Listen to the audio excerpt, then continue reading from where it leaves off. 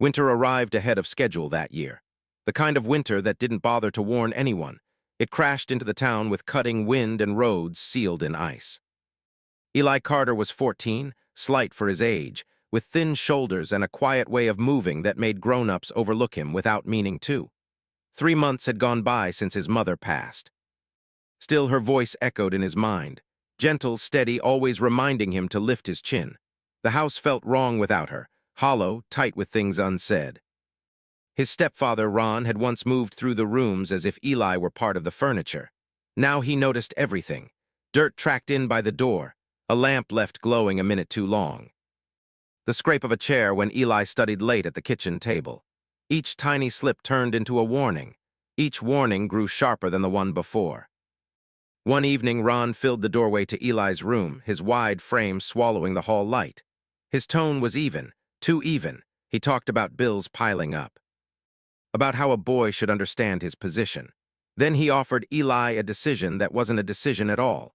Follow the rules without question or leave. Eli's fingers trembled as he stared at the worn carpet. His heart hammered against his ribs like it was searching for a way out. He thought of his mom, how she used to smooth his hair before school and whisper, "You don't owe anyone your silence." "I'm not doing anything wrong," he said. The words were soft, but they did not bend. By sunrise, the story had shifted. Ron told the neighbors Eli had taken money from his wallet, said the kid had problems, said he was unsafe. People trusted the first version of the truth they heard. At the grocery store, voices dropped when Eli stepped inside. A mother tugged her child closer. A man muttered about boys like him. No one stopped to ask what had really happened. That night, the temperature sank below zero. Ron locked the front door and left Eli's coat hanging on the hook inside. Eli stood on the porch, counting each breath as the cold cut through his thin hoodie. $5 sat folded in his pocket. That was all. He started walking. Past houses that glowed warm behind frosted windows. Past streets that felt smaller with every step. When the homes thinned out, the rail yard appeared, silent under a sheet of white. On an unused track rested a rusted train car, half swallowed by snow. Its owner had once called it scrap metal, worthless. Scrap was what Eli could manage. He climbed up and slipped inside, and the cold followed like it belonged there. The metal walls moaned with each gust of wind. Ice filmed the floor.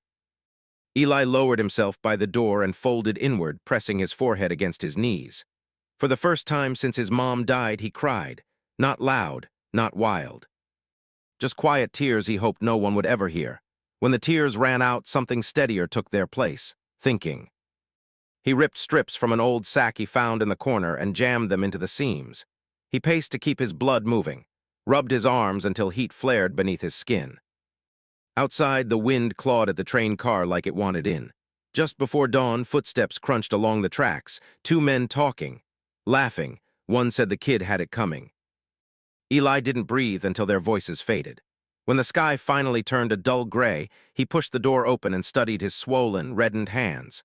Walking away meant the cold would win. Staying meant effort. He straightened his shoulders and stepped into the biting morning air. They could keep their rumors. Eli only needed time. The days settled into something hard and unforgiving. Eli woke before sunrise, his breath fogging the inside of the train car. His fingers felt wooden as he tugged on his shoes, the laces stiff as wire. During the night, the rags he'd stuffed into the cracks had slipped free, letting thin slices of cold sneak back in. He fixed what he could, then slid the door aside and faced the pale light. He circled the edges of town searching for work no one bothered to post. Service entrances, storage bays, steps buried in snow. He knocked and offered what he had, strong arms, few words, time. Some doors closed quickly. Others let him shovel ice, scrub stained floors, or carry heavy crates. But no one asked him to come inside. They placed coins on the ground like they were feeding a stray and waited for him to move on. By midday, his back burned and his stomach knotted tight. He drank from the public pump and kept going. When someone asked where he stayed, he answered, "Near the tracks." Faces changed at that. Conversations shortened. At night, he returned to the train car with whatever he'd managed to earn. Some evenings it bought bread. Some evenings it didn't. He figured out how to make food last, how to chew slowly, how to rest sitting up when the steel floor felt like frozen stone. He wrapped his split knuckles in cloth and kept working. Stopping wasn't something he could afford. It was a privilege for people with options. Around town, his name traveled faster than he did. He heard it at the market, paired with words like trouble and risk. A woman said it was unfortunate but necessary. A man shrugged and said, stories don't appear from nothing. No one mentioned his stepfather. Eli kept his gaze lowered and his lips sealed. He didn't correct anyone. He just cleaned grease traps and wiped tables long after closing. One evening, he noticed a boy hovering near the tracks. Thin jacket, eyes too alert for someone so young. The boy pretended to look for scrap metal but kept glancing at the faint light inside Eli's train car. The next night, there were two kids. They didn't speak. They stayed just far enough away to feel safe. Eli pretended not to notice them. He set a piece of bread on the step and went back inside. When he looked again, it was gone. Work slowed as the cold sharpened. Eli skipped meals more often. Still, when he could, he left food out. He didn't invite the kids in. He waited. Trust had to grow its own legs. One night the wind came sideways, slapping snow against the metal walls. Somewhere near the road, a thin cry cut through the storm. Eli hesitated just for a second. Then he grabbed his jacket and followed the sound. Two small figures were crouched in the snow, faces pale, clothes soaked. One had blood darkening his sleeve, the other could barely stand. Eli didn't think. He lifted the smaller one, pulled the other close, and guided them back toward the tracks. His boots slid, his arms shook. He fell once and scraped his knee, then pushed himself up and kept going. Inside the train car, he wrapped them in every blanket he owned. He cleaned the wound with water and cloth, hands steady despite the cold. He fed them slowly and stayed awake, listening to their breathing. By morning, the storm had eased. The children slept. Eli sat against the wall, exhausted and alert at the same time. He didn't know what would happen next. He only knew he couldn't send them back into the snow. Eli hadn't slept. He sat with his back against the cold metal wall, knees pulled to his chest, listening to the small, uneven breaths of the two kids curled up on the makeshift bed. The storm had blown itself out sometime before dawn, leaving the world outside quiet and blindingly white. Frost clung to the train car windows like a second skin. When the sun rose, it didn't bring warmth. It only brought clarity. The boy with the cut arm stirred first. His eyes opened wide when he saw Eli, then softened when Eli handed him a cup of water. "You're safe," Eli said, his voice. "Just drink slow." Footsteps crunched on the tracks a few minutes later, then voices, desperate ones. A woman called out a name, her voice cracking in the cold air. A man answered, louder, sharper, like fear had turned into sound. Eli's stomach tightened. He stood up slowly and opened the train car door. Two adults rushed forward, their faces hollow from a night without sleep. When they saw the children behind him, wrapped in blankets alive, the woman dropped to her knees in the snow. The man kept saying, "Thank you," over and over like he was afraid if he stopped, the moment would disappear. They crowded the doorway, careful not to push past Eli. Inside, they saw what the place really was. Bare metal walls, patched cracks, a dented pot on a small burner, and three thin blankets folded like they mattered. The woman touched her son's hair, then looked up at Eli. Really, looked at him this time. "How did you know what to do?" she asked. Eli shrugged. "You just don't panic. You fix what you can." They stayed longer than they meant to. The man tightened the loose hinge on the door. The woman came back with 2 cups of hot soup from the diner down the road. Steam filled the train car, softening the sharp air.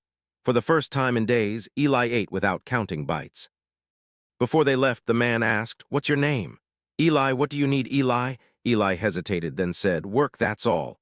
The next morning, a bag of clothes sat by the tracks. No note, just folded fabric and a pair of thick socks. The day after that, a man from the hardware store stopped by and offered him steady work before school hours. He didn't ask questions. He just handed Eli gloves and said, "You show up, you get paid." At the market, a woman slipped an extra loaf of bread into Eli's bag and met his eyes. No pity, just something close to respect. Kids started coming by after school, not just the two from the storm. They swept the floor, they sorted scrap wood. They sat quietly and warmed their hands near the little stove Eli had fixed from spare parts. He made rules without raising his voice. No stealing, no fighting. Everyone helped. The rumors shifted. Eli heard them while scrubbing floors. Maybe the story was wrong. He keeps those kids in line. He's not what they said. A local reporter showed up one afternoon with a small notebook and tired eyes. He didn't ask about the past. He wrote about what he saw. A boy teaching another boy how to sand a board without splinters. A train car that didn't look abandoned anymore. When the article ran, it didn't praise. It described, and people filled in the rest. One evening, an older man in a plain coat came to the tracks. He watched from the doorway as the kids cleaned up and lined their shoes by the wall. "If you had help," he asked quietly, "what would you build?" Eli didn't answer right away. He looked at the stove, the shelves, the children's hands, busy and focused. "A place where work lasts longer than pity," he said. The man nodded once, and the town slowly began to listen. Change didn't arrive with speeches or handshakes. It came the way winter had, one piece at a time. A pickup truck stopped by the tracks and left again. In its place were boards stacked neatly in the snow, and a small toolbox with a cracked handle. The next day, two men unloaded rolls of insulation and said nothing more than, "Figured you could use this." A woman from the diner brought a pot of stew and stayed long enough to chop onions with the kids. Her sleeves rolled up like she belonged there. Eli watched it happen without letting himself believe too much. He kept his rules. Everyone worked. Everyone cleaned up after themselves. The train car grew warmer, not just from the stove, but from the steady rhythm of people doing something useful together. They reinforced the walls, packed insulation into every gap, moved the stove to the center so heat spread evenly. Eli built low tables so smaller hands could reach without climbing. He listened more than he spoke. When something felt wrong, he changed it. When two boys argued, he gave them separate tasks until their anger burned off into sawdust and sweat. The older man in the plain coat returned once. He stood in the doorway and didn't interrupt. He watched a girl measure a board twice before cutting it. He watched a boy sweep the floor without being told. When he left, he shook Eli's hand and said only, "You're building something real." The article traveled farther than Eli expected. A school sent unused notebooks and pencils. A carpenter volunteered one afternoon a week. Someone donated a second-hand stove that didn't leak smoke. The train car stopped looking like a shelter and started looking like a workshop. Not everyone approved. One evening, a man arrived with his voice already raised. He said Eli was running something illegal. He said kids shouldn't be down by the tracks. He said trouble followed places like this. Eli didn't argue. He pulled out a small ledger and set it on the table. Names, hours worked, supplies used, jobs finished. The children helped read it out loud. The man's anger ran out of places to stand. He left before finishing his sentence. Meanwhile, the story about Eli's past began to crack. Someone finally said his stepfather's name out loud. Someone else asked questions that didn't fit the old version of events. The lie that had been shouted into the town months earlier didn't survive being whispered about carefully. Winter eased its grip. Snow slid off the tracks in dirty sheets. The train car doors stayed open longer during the day. Kids laughed without watching the road. Parents waited nearby, not afraid anymore. A town meeting was called, not for Eli about him. People spoke carefully. Some admitted they had been wrong, others didn't speak at all. The decision still passed. The train car would stay. The space would be supported officially. Eli heard the news while stacking wood. He nodded once and went back to work. The stepfather left town before dawn a few days later. No one stopped him. No one followed. That night after the kids went home, Eli stood alone in the center of the workshop. His hands were rough. His back ached, the smell of wood and oil hung in the air. He smiled once, small and private. He hadn't planned to be believed. He had planned to endure, and somehow endurance had turned into a place others now depended on. Outside, a distant train horn cut through the quiet. Eli listened until it faded, then turned off the light and locked the door, knowing tomorrow would be full again. Spring came late that year, but when it arrived, it did not hurry. Grass pushed through the gravel along the tracks in thin, stubborn lines of green. The rust on the train car faded under fresh paint someone had left in a bucket with a brush taped to the handle. The windows held. Smoke rose steady from the stove every morning. By then, the train car was no longer just a shelter. It was a workshop, a classroom, a place where kids came with purpose instead of fear. Some learned how to sand wood until it felt like skin. Some learned how to fix broken hinges and patch holes instead of throwing things away. Some learned how to sit still long enough to finish something they started. Eli watched them with a quiet, watchful patience. He corrected gently. He praised rarely.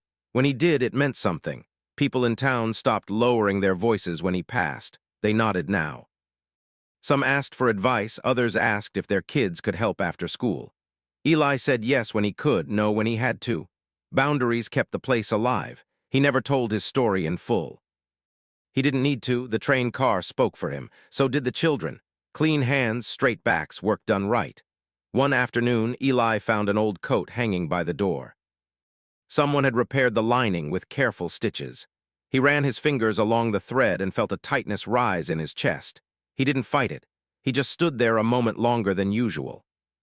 The workshop grew outward into the yard. A small classroom followed, built from leftover boards and patient hands. No sign announced it. People simply knew. Sometimes at night, when the kids were gone and the stove was low, Eli sat alone and let the silence settle. He thought of his mother, of the first night on the frozen metal floor, of the door that locked behind him. Those memories stayed sharp. They kept him honest. He did not forgive his stepfather out loud. He did not curse him either. The man had lost his power the moment Eli stopped needing approval. What was meant to erase him had become a place others ran toward. What was meant to shame him had taught a town how wrong it could be. When new kids arrived, quiet, uncertain, shoulders pulled tight against the world, Eli met them at the door. He showed them where to hang their coats. He handed them a broom or a piece of sandpaper. He stayed close until their hands stopped shaking. Warmth lived in that train car now, not just from fire, but from routine and trust. Eli had built it with $5, stubborn resolve, and a refusal to disappear. And every night when he locked the door, he knew something simple and powerful. The cold had failed. So let me ask you, what would you have done if you were 14 and thrown out into the snow? Would you have given up or tried to build something with what you had left? And if you were one of the neighbors, would you have believed the first story you heard or waited to see the truth? If this story stayed with you, don't let it end here. Share it with someone who needs to hear it and subscribe to the channel for more stories about resilience, quiet courage, and how one choice can change.